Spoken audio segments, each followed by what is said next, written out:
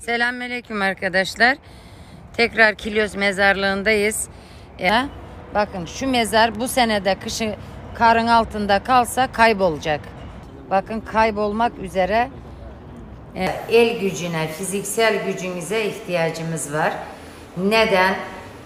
Sizlerin yardımlarınızla, yardımsever bir sürü Türkmenistan vatandaşlarımızın katkısıyla.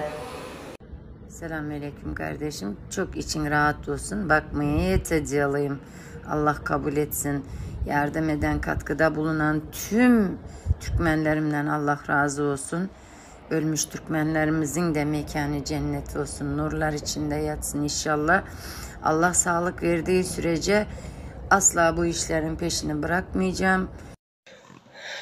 Vatandaş, herkese kanalında video paylaşıp halka çağrışa desen sadaka bereli ölen vatandaşlarımız üstüne çıkalı, mezar taşlarını artıralı dep. Tamam da madem şunca vatandaşımız öldü, özge yurtlarda kaldı vatandaşlarımız, mezar taşları, üstünün mezar taşları yok, önümüz yağışlı, kış, kar yağacak desen, bakımsız kaldı, yere gömülüp gidecek mezarlar desen, tamam da neden çıkıp bir gezek ya konsul işgirlerine ya bulmasayam BİKA'nın hükmede yüzlenmedin. Bunu söze getirmedin.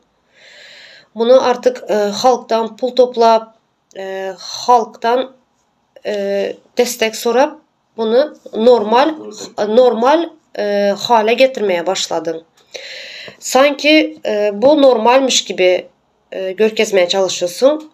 Sanki vatandaşlarımızın ölü oturanı, böyle gömülüp kalıp özge yurtlarda kalanı normal hale gelmeye başladı.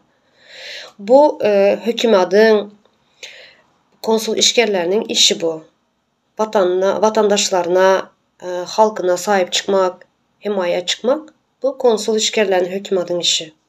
Vatandaşlarımızın burada ölmesini normal hale getiriyorsun. Senin bu amacın ne? Neden bunu yapıyorsun?